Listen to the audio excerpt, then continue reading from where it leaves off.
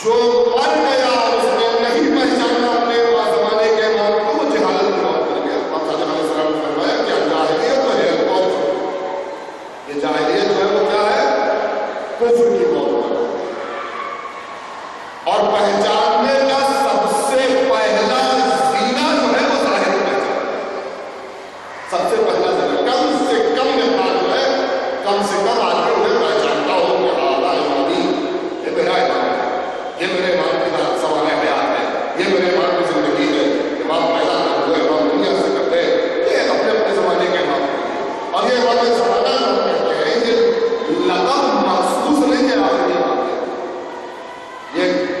अक्सर कन्फ्यूजन जो है हमारे शहर में होता है, और जब भी कोई खतीब जो है किसी और इमाम के लिए लफ्ज़ इस्तेमाल करके जाता है, कोई जाकर इस्तेमाल करते तो परेशान करते हैं कि लफ्ज़ महसूस नहीं होता।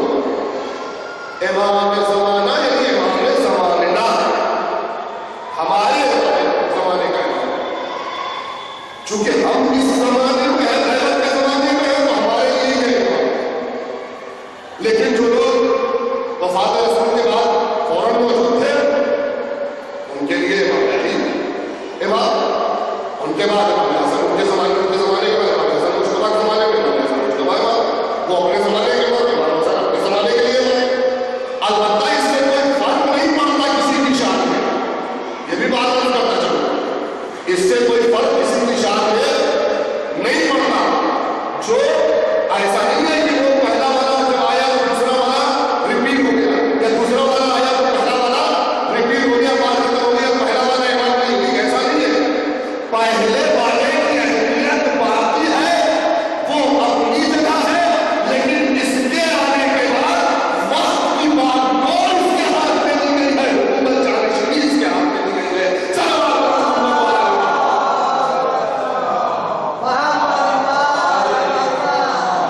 कुछ बड़े वाकयात से नहीं, मैं सोच रहा हूँ कुछ आप लोग आ जाए तो बता दें, वरना चंदे के बहुत से तरह जो है वो कभी 1 रुपया आएगा, कभी 2 रुपया आएगा, सलाह करने तो मोहम्मद आएगा।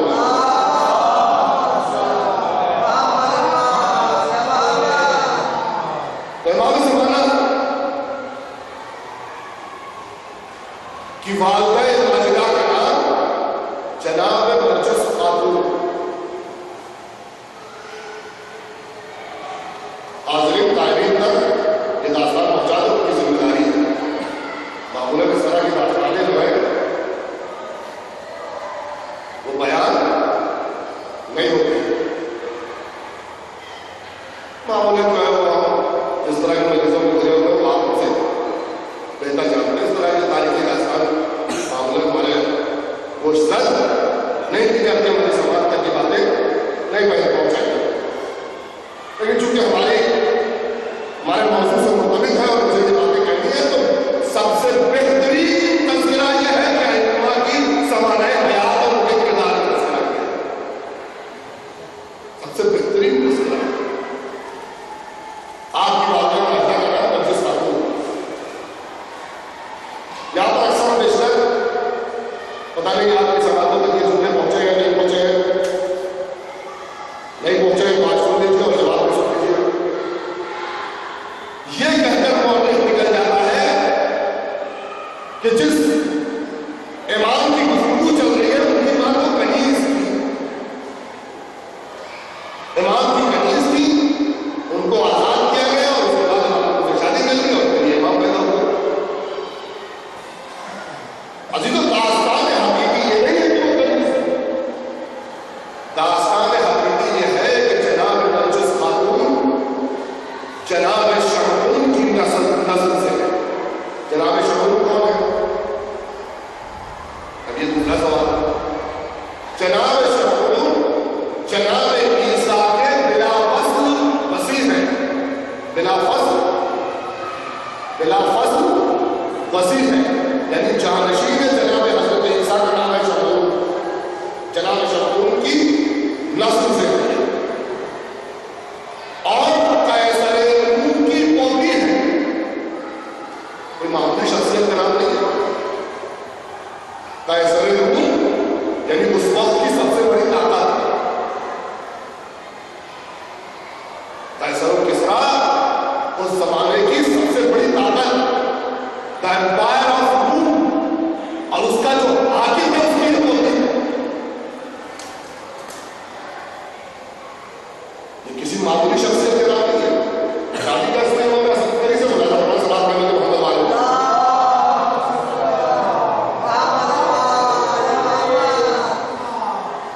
शादी कैसे हुई तो किस हुए? बिश्र बिन सुलैमान जनाब अबू अय्यूब अंसारी की नस्ल से। सल्लल्लाहु अलैहि वसल्लम मोहम्मद वाले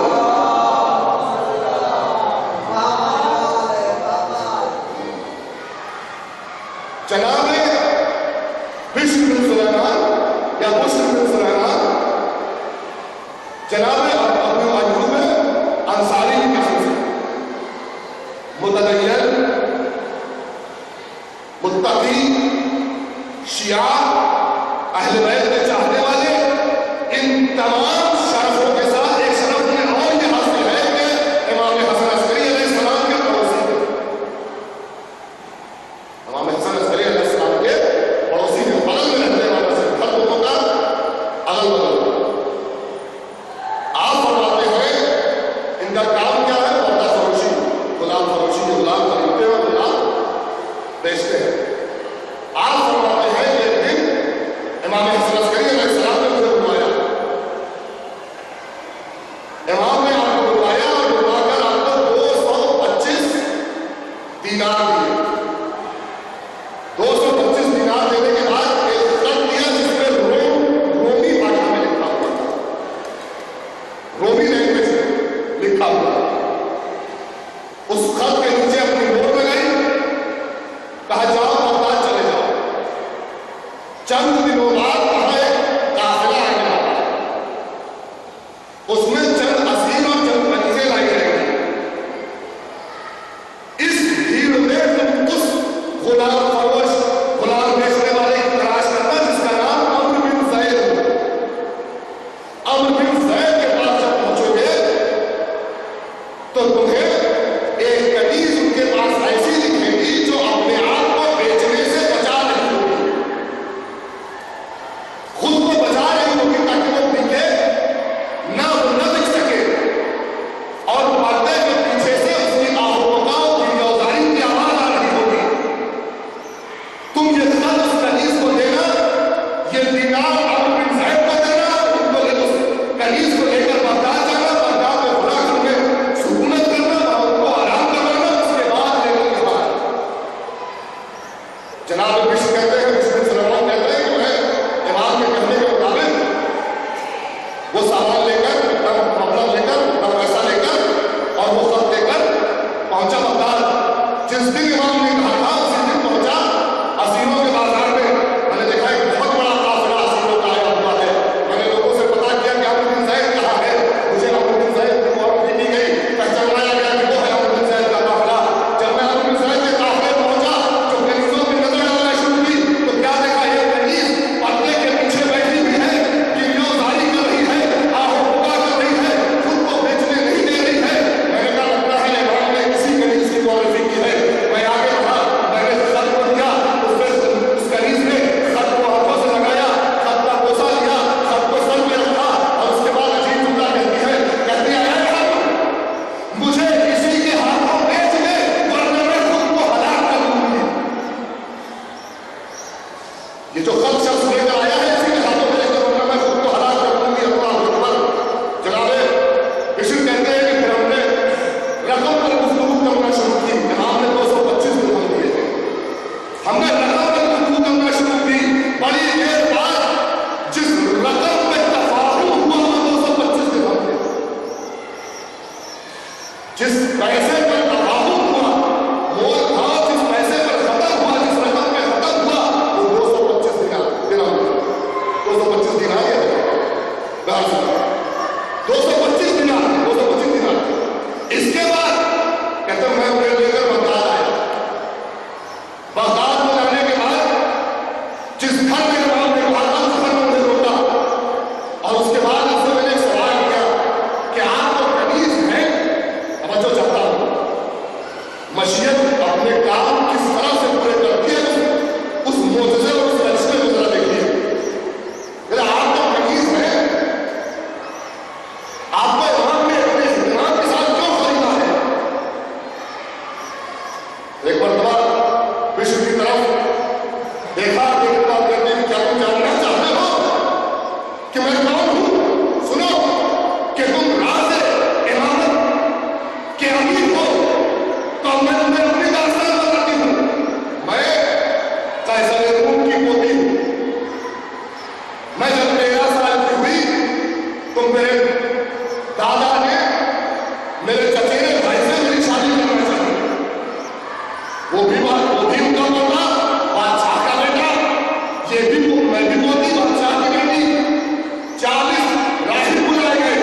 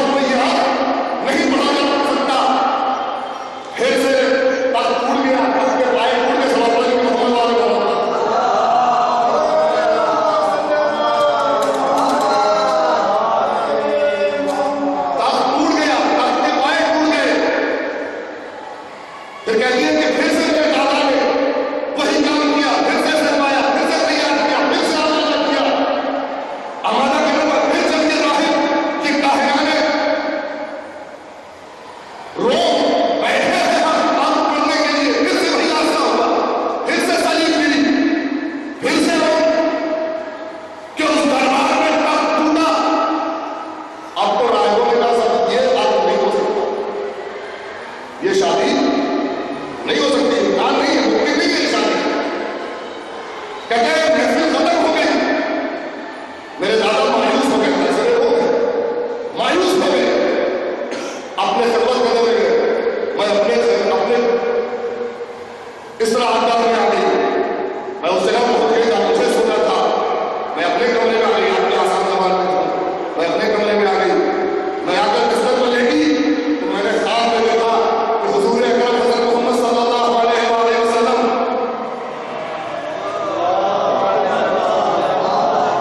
जनाब हज़रत ईसा मसीह के साथ और जनाब हज़रत ईसा मसीह अपने तमाम असहाब और अंसार के साथ, अपने तमाम हवारियों के साथ तशरीफ लाए हैं और हुजूर फरमा रहे हैं कि ईसा इब्न मरियम, हम तुम्हारी बेटी को अपने बेटे की आंख में लाना चाहते हैं। अल्लाह अकबर, हम तुम्हारी बेटी को अपने बेटे की आंख में लाना चाहते हैं। जनाब ईसा ने कहा आपको इख्तियार है। ये कहते हैं मेरी आंख खुल गई, चंद दिन अभी बीते ही थे, इसके बाद मैंने एक शब्द फिर जो मैं सोई तो मैंने क्या देखा, जनाब फातिमा ज़हरा सलामुल्लाह अलैहा आई है, जनाब मरियम तशरीफ लाई है, जनाब मरियम तशरीफ लाई है और उनके साथ जनाब फातिमा ज़हरा सलामुल्लाह अलैहा आई है और आकर मेरे पहलू में बैठी हुई है और कहती है कि तुम मेरे घराने की बहू हो, तुमको हमारे लिए चुना गया है। एक मरतबा मैंने उनसे अजीब सवाल किया कि अगर मैं आपके बेटे की हूँ, अगर मेरी शादी आपके बेटे से हो रही है, तो शादी के बाद आपका बेटा मुझे देखने के लिए क्यों नहीं आता? मेरी तबीयत खराब है। ऐसी तो वाकया बीच में जरा सा रह गया, वो सुन लीजिए। कहते हैं कि जब इधर शादी का इख्तियार हुआ जनाब ईसा और जनाब हज़रत मोहम्मद की मौजूदगी में, रसूलुल्लाह की मौजूदगी में जब शादी का इख्तियार हुआ तो ये इनको एहसास हो गया कि मैं किसी खास अमर के लिए बनाई गई हूँ। उस दिन से इन्होंने खाना पीना छोड़ दिया, तबीयत खराब होने लगी, लोग आने लगे, डॉक्टर आने लगे, तबीब आने लगे, हकीम आने लगे, इलाज नहीं हो रहा है। बादशाह आया, कहा बेटी ऐसा क्या हो गया है जो तेरा इलाज नहीं हो रहा है? कहा ये जो मुसलमान आपके यहाँ असीर है, अल्लाह अकबर, ये है अहले बैत की मार्फत। जहाँ अहले बैत की मार्फत आ जाए उम्मत का फायदा उसी से होने लगता है।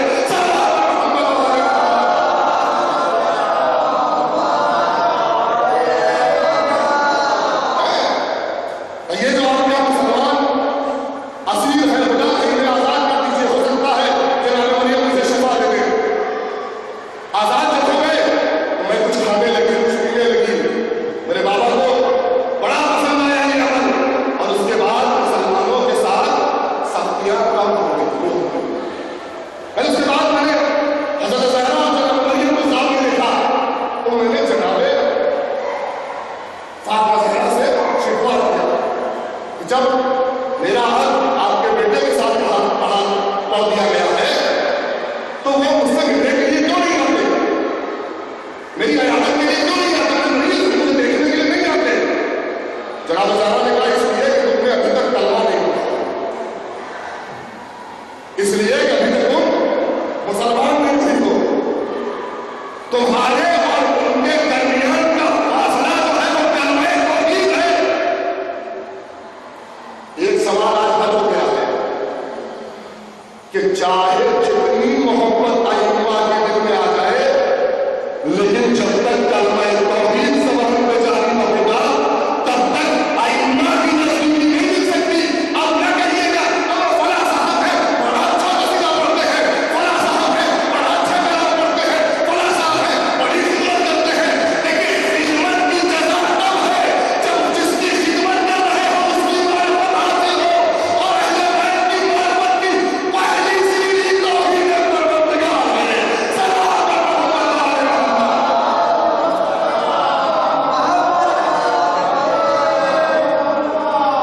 बैत की मार्फत की पहली सीढ़ी तौहीद परवरदिगार है। जिसको तौहीद की मार्फत नहीं उसे अहले बैत की मार्फत कैसे हो सकती है? हाँ, अपने फायदे और नुकसान के लिए आदमी मोहब्बत हो। जनाब नरगिस कहती है कि मैंने कलमा पढ़ा और दूसरी रात जो सोई तो मैंने इमाम को अपने ख्वाब में देखा। इमाम आए हैं मेरे पास और आकर कह रहे हैं कि लो मैं तुम्हारी इयादत के लिए आ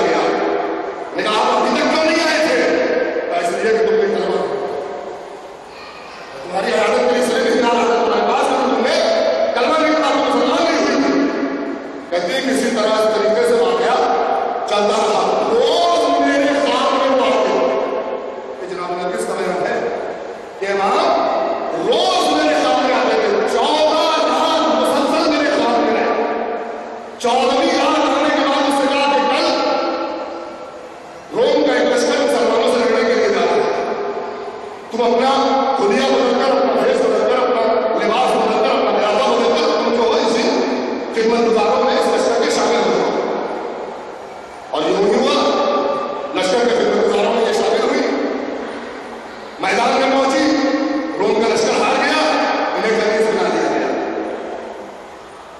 इन्हें कनीज बना दिया गया।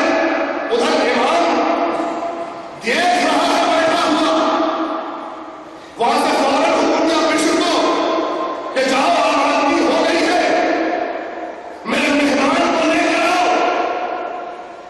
जनाबे बिशर बिन सुलेमान इन्हें लेकर इमाम की खिदमत में सामरा पहुंचा। लेकिन इमाम की खिदमत में सामरा पहुंचे, 10वें इमाम ने देखा, मुलाकात की, बहुत खुश हुए और उसके बाद कहा कि क्या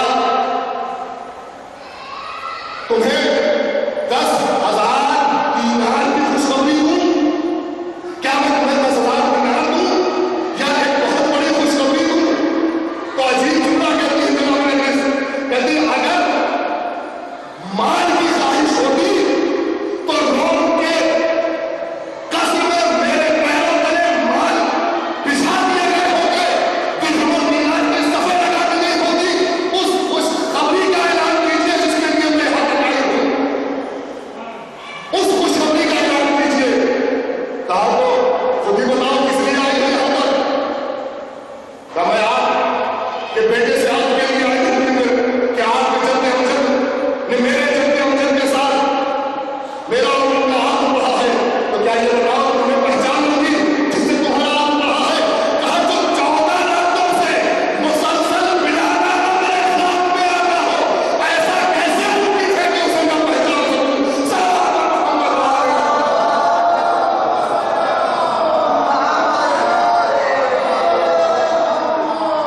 ये है जनाब नबी। फौरन इमाम ने आज़ाद किया, उसके बाद मोहम्मद सल्लल्लाहु अलैहि वसल्लम से उनका फौरन,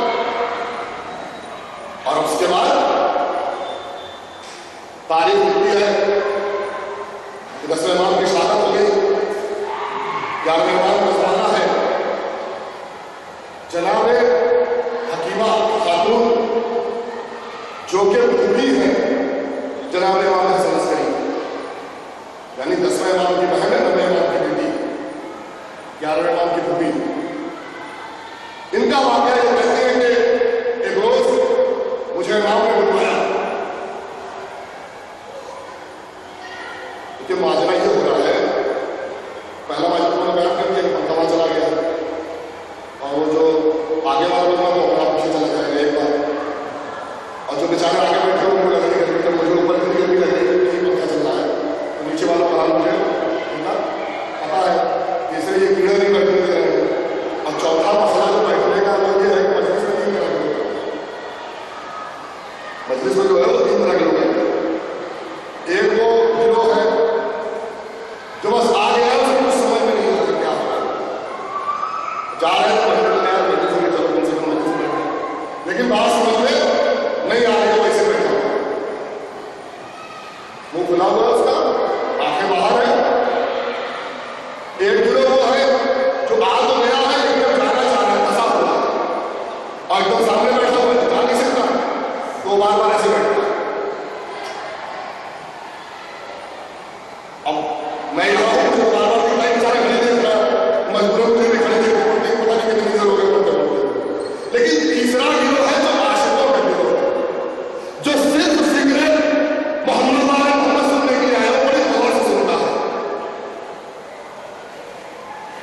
उसे फर्क नहीं पड़ता कि कीड़े गिर रहे हैं कि गर्मी नहीं रही है, उसे फर्क नहीं, वो बड़े गौर से सुनता है बात को।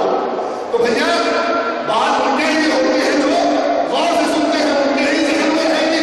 और ये तो आज मखसूस दास्तान बयान हो रही है, हमारे हयात बयान हो रही है, सिर्फ और सिर्फ आज की ये मजलिस जो है वो वक्त की यही है, अपने इमाम से सवाल करने की मोहम्मद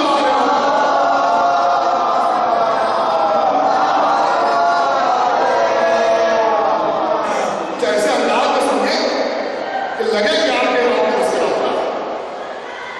जनाब हकीमा खातून फरमाती है कि मैंने सलाम अलैकुम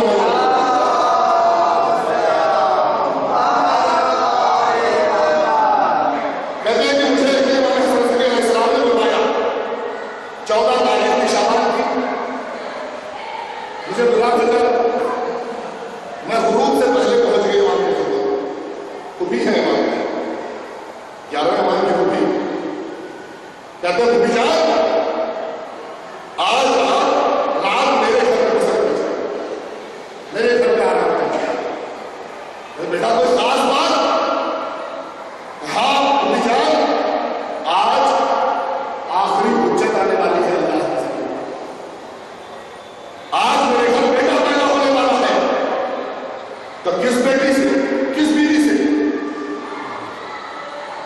किस बीवी से? नजिस से। अल्लाह जनाब हकीमा कहते हैं लेकिन नजिस के यहाँ तो ऐसे कोई आसार जाहिर नहीं है, मैं तो नहीं देखती कोई ऐसे आसार। आपने कहा खुफी जान मेरे आखिरी हुज्जत की विलादत की मिसाल मूसा की मिसाल, मूसा की मिसाल है। जैसे मूसा के लिए अल्लाह ने अपने अमर को, अपने इरादे को एक लम्हे में जाना पहना दिया था, वैसे मेरे लिए और आपके लिए अल्लाह अपने इरादे को एक लम्हे में जाना पहना देगा। जनाब हकीमा कहती है कि मैं जनाब नरगिस के हुजरे में चली, मैंने नमाज़ शब पढ़ी, मेरी आँख लग गई। मैं जो उठी मैंने देखा कि जनाब नरगिस आराम से सो रही है, आसार हम में कोई भी अलामत जाहिर नहीं है। मैंने एक मरतबा कहा, अपने दिल में सोचा इमाम अपने हुजरे में है, इमाम इसे कहते हैं, इमाम अपने हुजरे में है। जनाब हकीमा खत्म, जनाब नरगिस के हुजरे में है। जनाब हकीमा खत्म कहती है कि मैंने मुसल्ला बिछाया, नमाज शब पढ़ी, नमाज शब पढ़ने के बाद दिल में यह ख्याल आया कि ये कौन सी विलादत है जिसके आसार अभी तक जाहिर नहीं है, सुबह होने को है, कब विलादत होगी? इतना सोच ही नहीं कि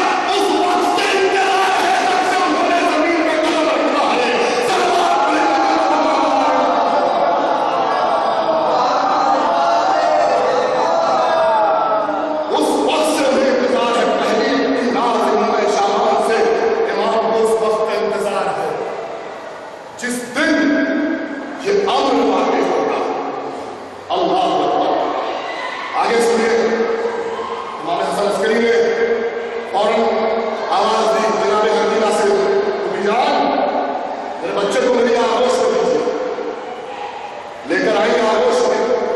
एक मरतबा इमाम हसन अस्करी ने चेहरे को देखा, सलाम किया।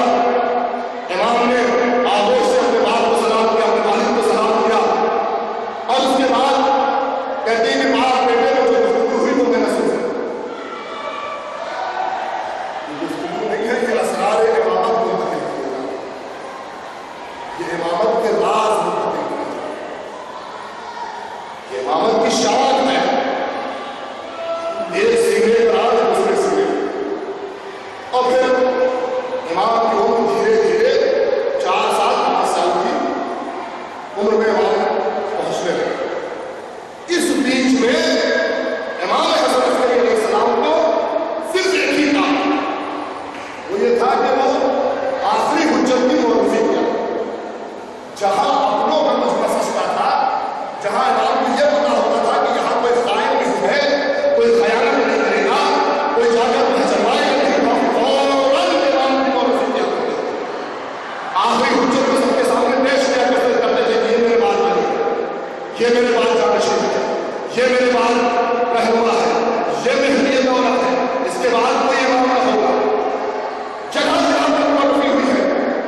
जनाब अबू लतियान का वाक़या, बोले जनाब अबू लतियान इमाम के खिदमतगारों में से कासिद हैं, सब लाते हैं, ले जाते हैं। इमाम ने एक दिन जनाब अबू लतियान को बुलाया, और बुलाने के बाद उसे कहा कि अबू लतियान तुम बसरा चले जाओ और 15 दिन तक सामर्रा करना। 16वें दिन जो सामर्रा होंगे तो मेरे घर से गिरिया की आवाज आएगी, मुझे हुस्न दिया जा रहा होगा, कसम की तैयारी हो रही है। जनाब अबू लतियान कहते मौला अगर यूं होने वाला है तो फिर इसका इमाम कौन है? इमाम ने कहा कि देखो, जो तुमसे इन खत जो हुकूक तुमने दिए हैं, जो तुमसे इनका जवाब मांगे वो मेरी बात है। उन्होंने हाथ जोड़े, कहा मौला कोई और निशानी बता दीजिए, मौला कोई और निशानी बता दीजिए। कहते जो मेरी नमाज जनाजा पढ़ाए वो इमाम है। फिर उन्होंने कहा मौला कोई एक और निशानी बता दीजिए। कहा जो हमियान के बारे में खबर दे वो मेरे बात में लोग है। अब हमियान किसे कहते हैं? अपने बच्चों के लिए आज के जमाने में बड़ा आसान है हिंदुस्तान में समझना। कमरबंद, ऐसा कमरबंद चौड़ा वाला जिसमें दिलवा के नाम रखे जा सके, पैसे रखे जा सके। आज के जमाने में बच्चों ने टीवी देखा, वो लोग उसमें पासपोर्ट भी रखते हैं, डॉक्यूमेंट भी रखते हैं, आगे बांधकर आराम से चलते हैं। मॉडर्न भी है हमियान के जमाने के साथ साथ। सवाल करो कि हमने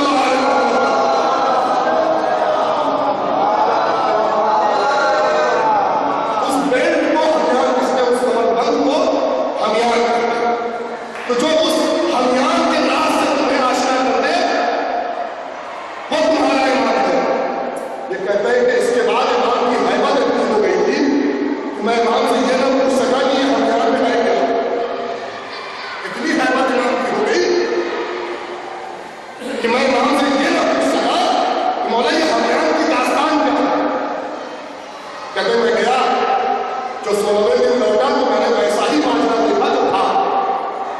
अब जो इमाम के घर के बाहर पहुंचा तो क्या देखा कि जाफर बैठे हुए हैं। रिवायतें कुछ जाफर के साथ कहती हैं, कुछ तौरात कहती हैं, इससे मुझे बहस नहीं है। लेकिन जनाब जाफर कह लीजिए या जाफर के साथ कह लीजिए, जो भी नहीं अपनी अपनी तहजीब और ऐसे मैं उसमें पता नहीं। लेकिन फिर भी जाफर बैठे हुए हैं दरवाजे पर, मैंने देखा कि जाफर दरवाजे पर बैठे हुए हैं और लोग उनको तहनीत दे रहे हैं, तस्लीयत कहते हैं। मुझे बड़ा अफसोस हुआ, आपके भाई को बता दोगे, मांग कर बता दोगे, मुबारक हो गया आपको। तस्लीयत और तहनीत एक साथ। मैंने जो ये देखा अंदर, तो मैंने कहा आपको इस्लाम का फातिहा पढ़ा गया। ये जनाब अबू लतियान का बयान मेरा बयान नहीं है। कहते हमको इस्लाम का फातिहा पढ़ दिया गया, क्योंकि मैंने खुद देखा है कि जाफर से रात मिलते हैं, जाफर जुआ खेलते हैं, मैंने खुद देखा। इमाम के भाई। अब ये झूठा यहाँ कहने का दिल चाहता है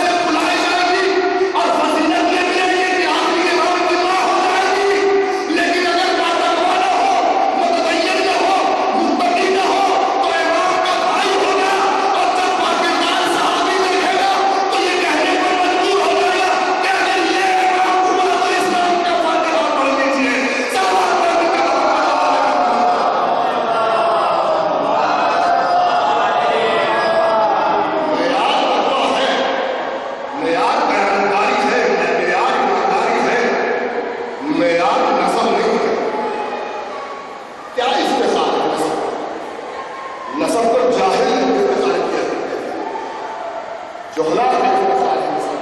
हाँ, जब किरदार के साथ नसब होता है तो बिल्कुल चार चांद होता है, लेकिन सिर्फ नसब किसी काम नहीं। बहरहाल कहते हैं कि मैंने कहा भाई आज से इस्लाम में फातिहा पढ़ेगा, नाम कौन है? ताबीज़ सोच में शाही में एक शख्स आया, गुलाम अंदर से बाहर आया, कहता है कि ऐ बसरी, तेरे पास कुछ हुकूक है, तू उनके जवाब देकर आया है। वो अंदर मांगा जा रहा है। मैंने वो हुकूक उनके हवाले किए और अपने दिल में कहा जो जिसने ये सब मांगे हैं वही है काम। लेकिन अभी कोई निशानियां बाकी है ना। इतने में लोग चला गए, जाफर के पास आया, आगे कहने लगे कि आपके भाई का कफन का इंतजाम हो चुका है, तकरीर हो चुकी है, चलिए नमाज़ जनाज़ा हो गया। जाफर पहुंचे नमाज़ जनाज़ा पढ़ने के लिए। जैसे ही नमाज़ जनाज़ा के लिए खड़े हुए, मैंने क्या देखा कि एक 4-5 साल का बच्चा आगे आया, जाफर की आवाज़ को पकड़ा, ए चचा जान, किनारे हटिए, मैं बाप के ऊपर नमाज़ जनाज़ा पढ़ने में आपसे ज़्यादा हकदार हूँ, आपसे ज़्यादा हकदार हूँ। मैंने ये जो मंजर देखा तो मेरे दिल में यकीन आ गया कि यही बच्चा है बाप। लेकिन अभी एक अभियान वाला वाक़या था जो मुझे खुद भी पता नहीं था क्या है। मुझे खुद भी पता नहीं था ये कमरबंद के पेड़ का वाक़या क्या है। वो अलामत बाकी थी। हम निकल कर आकर बाहर जाफर के साथ बैठे हुए थे। इतने में हमने क्या देखा कि एक कारवान आया हुआ है। अल्लाह अकबर, एक कारवान आया हुआ। पता है इमाम कौन है? उसे पता चला कि शहादत हो गई। इमाम कौन है? तो इमाम है सामने बैठे हुए आपके जाफर। तो फिर बताइए कि हमारे पास जो खत है वो किसके है और हमारे हथियार में जो बचा हुआ है वो माल कितना है? जनाब हथियार कहते हैं कि जैसे ही मैंने हथियार का तस्करा सुना, मैं चौंक गया कि अब जिसने ये मुआरफी की है वही इमाम है। जाफर को गुस्सा आ गया। जाफर अपनी जगह से खड़े हो गए। क्या तुम हमसे है मांगते हो? तुम लेकर आए हो, तुम जानो क्या लाए हो, किसका जवाब लाए हो? इतने में गुलाम फिर घर से बाहर आया। कहा एक कासिद आ गया। चार कारवान वालों से कहे कि तुम्हारे कारवान में इतने हुकूक है, फला खत फला इतने फला का है, फला खत फला इतने फला का है, फला खत में फला मोहर लगी है, फला खत में फला मोहर लगी है। और सुन, तेरे हमियान में, तेरी कमरबंद में, तेरे पेट में 1000 दिरहम है जिसमें 12 के ऊपर सोने का पानी चढ़ाया गया है। कासिद ने हाथ जोड़े, जल्दी से माल हवाले किया। कहा जा इसे उसको दे दे जिसने इतनी तफसील बताई है, वही इमाम है। सल्लल्लाहु अलैहि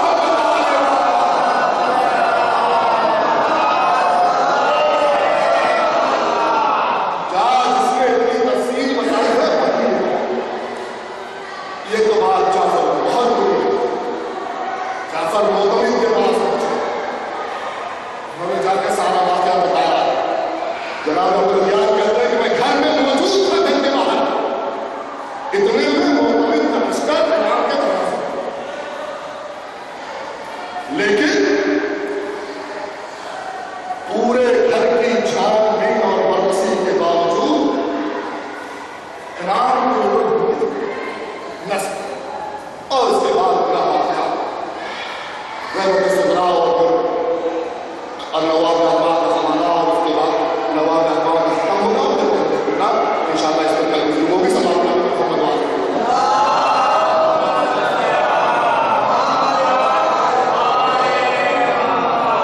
मैंने बहुत किया है आज तक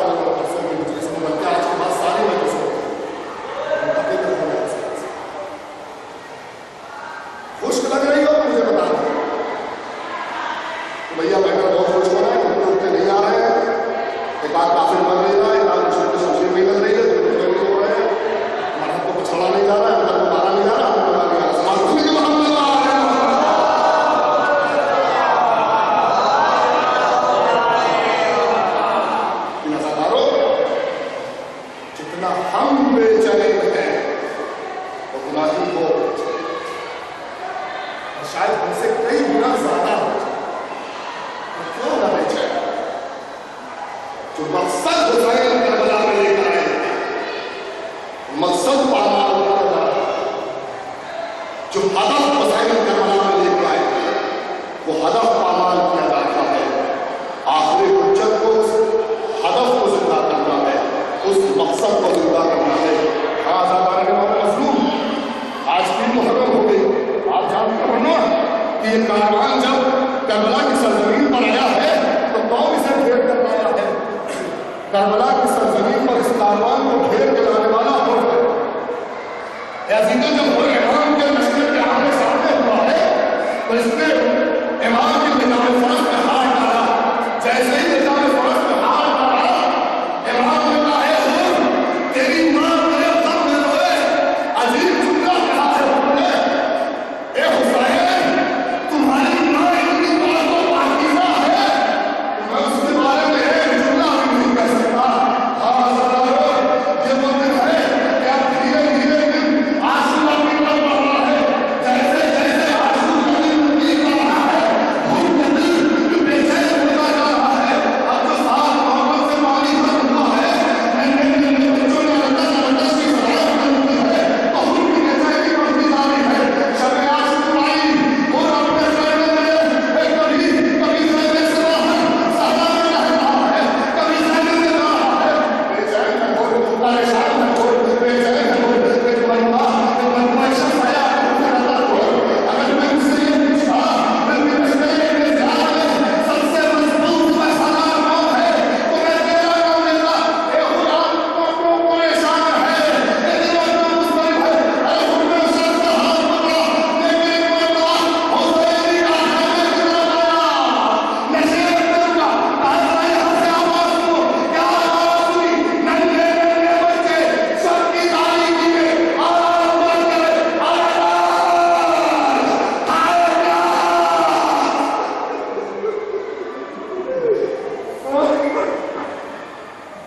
हाय ग्रास, हाय ग्रास, अलग्रास, अलग्रास, नन्हे नन्हे बच्चों की आवाज उठा रही है।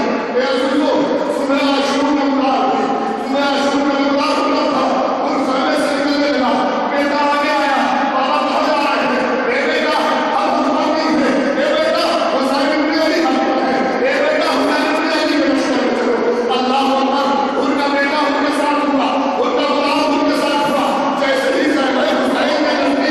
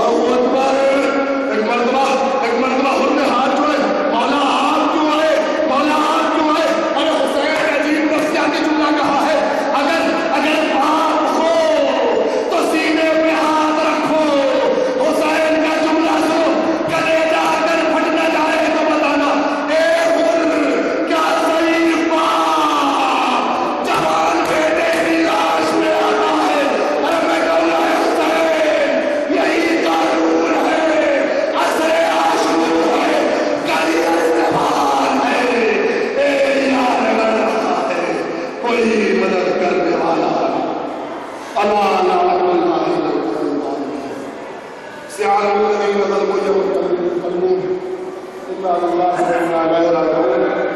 Present with the Zahir,